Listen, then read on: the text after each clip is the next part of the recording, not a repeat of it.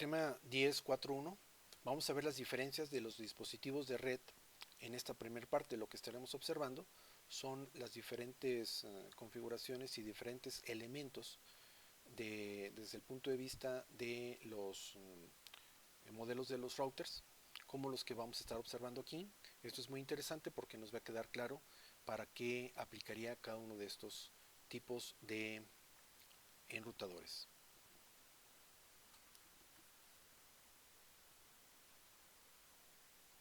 Hello everyone, we are here to talk about the Cisco routers and switches that you may find in a classroom near you.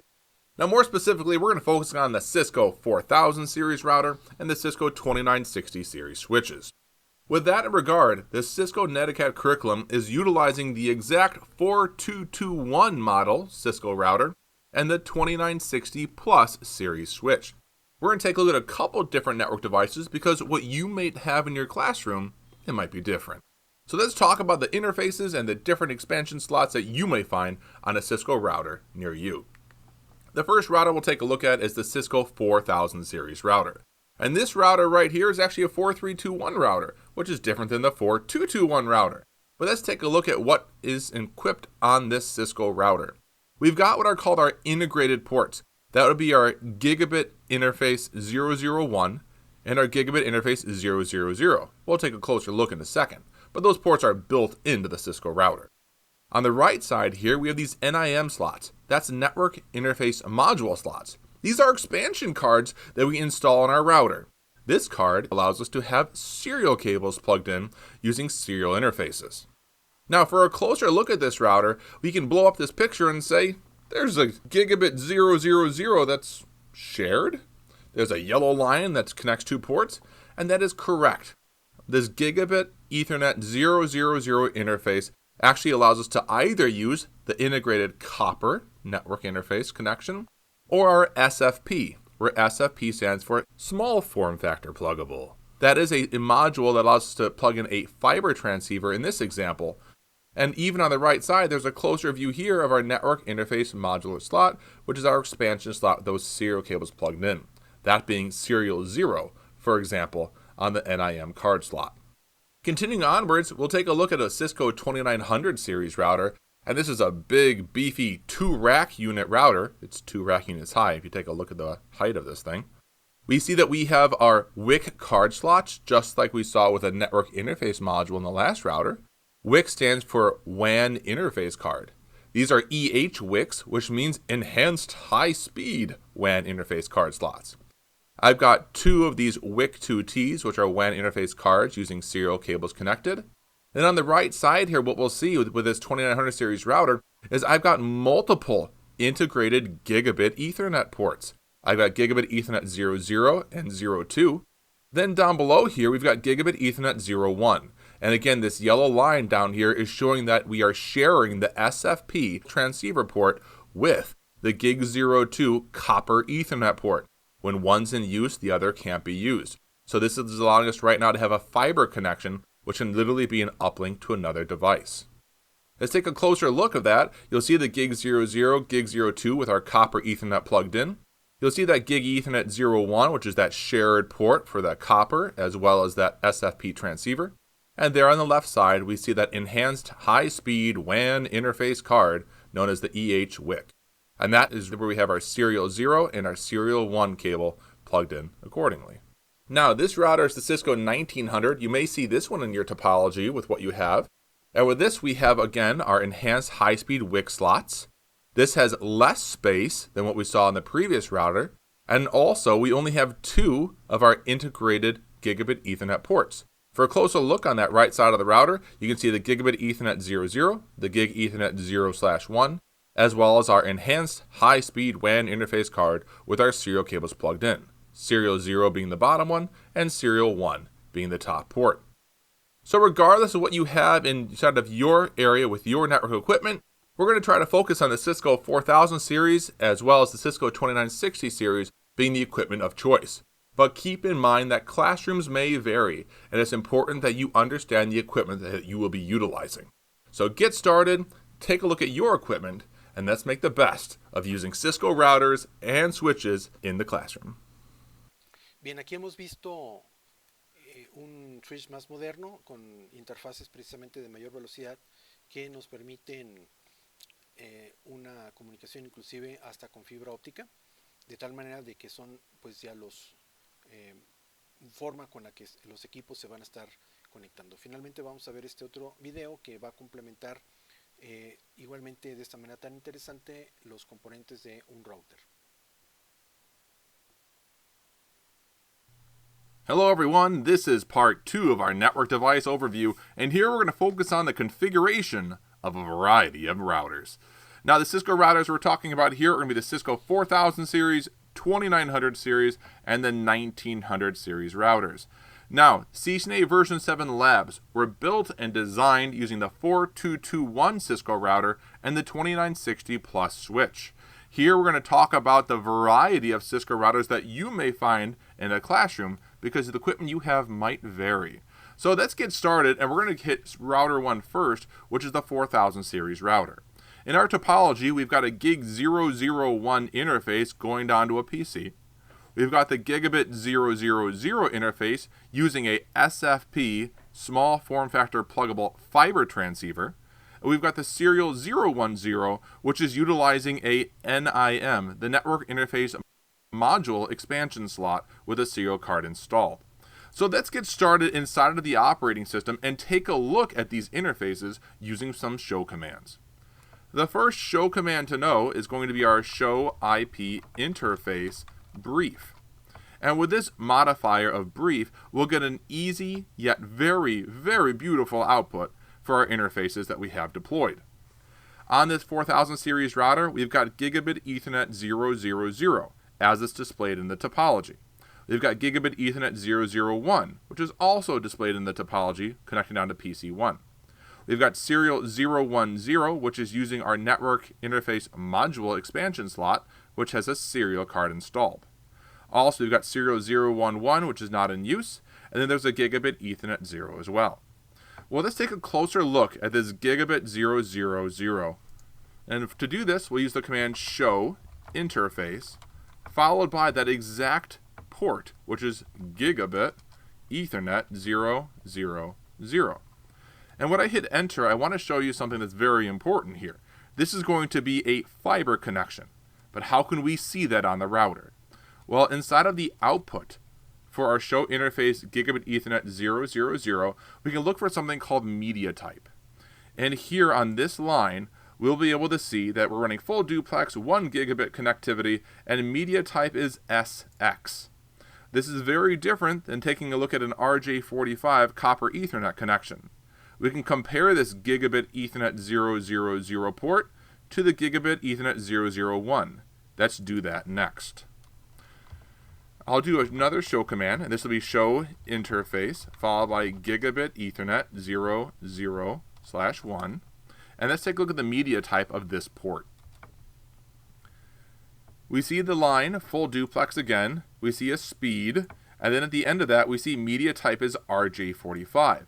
This means that we're talking copper Ethernet connectivity as compared on the last port, which is SX, which is using a fiber transceiver. Awesome. So for us at this time, we should do a small configuration to have these ports up and running, both with IP addressing and activated. To do that, let's play with the fiber port and go from there. I'm going to enter my global configuration mode because this is where I make changes on the router. And to do that, that's the command config space T. Now, config space T doesn't do anything until I hit the enter key. So I'll hit enter, and you'll see my prompt change to my global configuration mode. Now in this mode, I can use my command interface gigabit Ethernet 0/0/0. And once I hit enter, I'm now configuring that fiber transceiver. For me, I'll put an IP address on. We'll make this easy. How about a 10.0.0.1? And I'll give myself a subnet mask, ending with a 252. You can see that I shortened the word address to just add, and it'll take this command just fine here. When I hit enter, the IP address is applied, and I'll use the command no shutdown to bring this fiber transceiver up. Interface gigabit 000 is now configured, so let's head over to the 2900 series router and take a look at bringing this fiber link up on the other side. And what we're going to notice is those port identifiers, they're rather different. So here on the 2900 series router, we're going to start just like we did on the 4000. That's use a popular show command, and that's show IP interface followed by the modifier brief. And with this, we'll be able to see all the ports on our router and their corresponding interface identifiers. For example, we've got 3 gigabit Ethernet ports on this 2900 series box, and we have gigabit Ethernet 00, 01, and 02. This is very different than what we saw in the 4000 series, which was gigabit Ethernet 001 and 000. So keep in mind these interface identifiers are going to change based off of the model of your device that you're using. Also, they'll change based off of your expansion slots. For example, on this 2900 series router, it's not shown in the picture, but there are 4 serial ports available on this box using the enhanced high-speed WAN interface cards. So for us, let's focus on that gigabit Ethernet 0/1.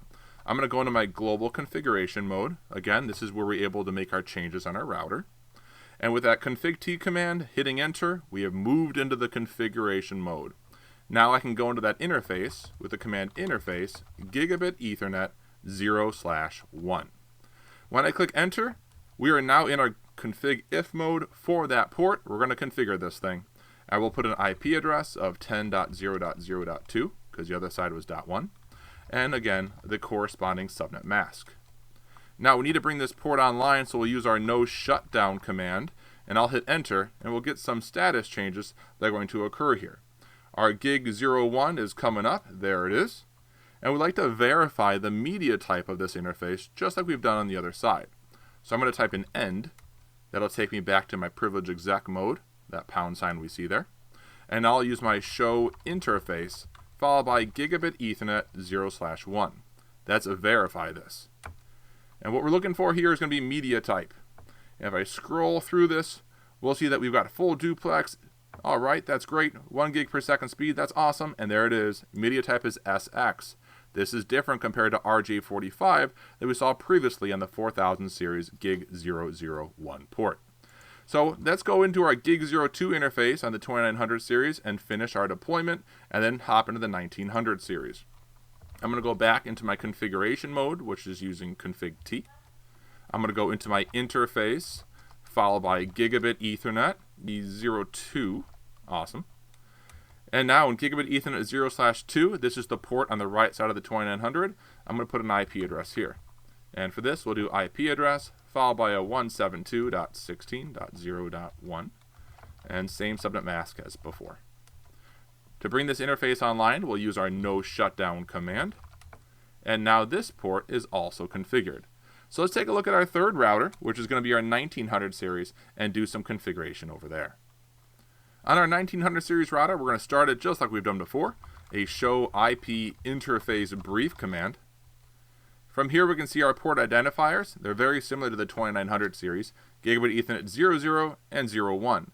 You notice we actually have less ports here on the 1900 series. It is a different model than the 2900, and it's a little bit smaller. So we've got 2 gigabit Ethernet ports, as well as I have an expansion slot in use with that high-speed WIC card slot, and that's for those serial lines. We're going to use the gigabit 01, which connects us over to the 2900 series. So we're going to enter our configuration mode with config T, and then we'll go into our interface, followed by gigabit Ethernet 0/1. Inside of here, we'll finish our addressing with an IP address 172.16.0.2, because the other side was 1. And we'll use our subnet mask of all 255s ending with a 252. We need to make sure this interface is activated, so we'll use our no shutdown command, and we'll get some status messages populating here. When everything is up on our side of the house, we'll do some ping tests and make sure we have connectivity to the other side. To do those ping tests, I'll type in end, and now we can ping 172.16.0.1, which is gig 02 on the 2900 series router. First one might fail due to ARP, the last are successful. We can run that command again and see a full 100% success. To close it out, let's ping across that fiber link as well. Let's go back to the 2900 series and make sure we have full connectivity to the 4000 series on that fiber connection. So back on that R2 router, we're going to ping across that gig 01, and that's us having verify the IP address before we say it. Show IP interface brief. That's us having the 10.0.0.2 IP address on our side, and we're going to ping the other side, which is 10.0.0.1. And ping is an awesome network testing tool. This is how we can test our network connectivity between devices. When I hit enter, I want 5 success, but we might have 4 only because of ARP. So ARP has successfully resolved, and we're going to fire that off again, and now we should have 5 pinging across that fiber link. So take the time to practice with the Cisco network equipment that you might have on hand at your location. While we encourage the use of the 4221 router and the 2960 switch, classroom equipment might vary. But we encourage you to use your show commands and get comfortable regardless of the model of the equipment that you're working on. Bien, en este video hemos visto los comandos y la manera con la que podemos estar interconectándonos con dispositivos ya con fibra óptica y versiones más modernas de routers. Esto es muy interesante porque pues, ya la manera con la que vamos a estar trabajando de una manera más frecuentemente es precisamente con puertos de fibra óptica, mismo que hemos visto aquí. Bien, hay una práctica que consistiría en el armado de esta red y va a consistir en la práctica 10.4.3.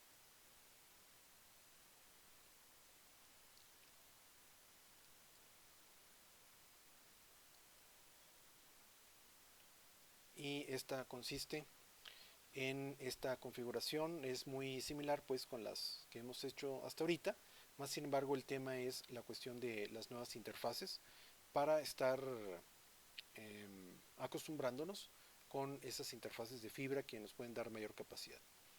Muy bien, hemos llegado ahora sí al final de esta 10ª unidad, en donde lo que aprendimos fue a configurar los dispositivos, entrar a diferentes niveles, configurar SSH, que es digamos lo novedoso y la manera con la que vamos a estar trabajando de ahora en adelante, y se requiere de ciertas versiones del sistema operativo para que esto pueda ejecutarse, no se puede hacer en versiones viejas, tiene que ser con versiones nuevas y esto, pues les repito, es la manera con la que industrialmente nos conectamos.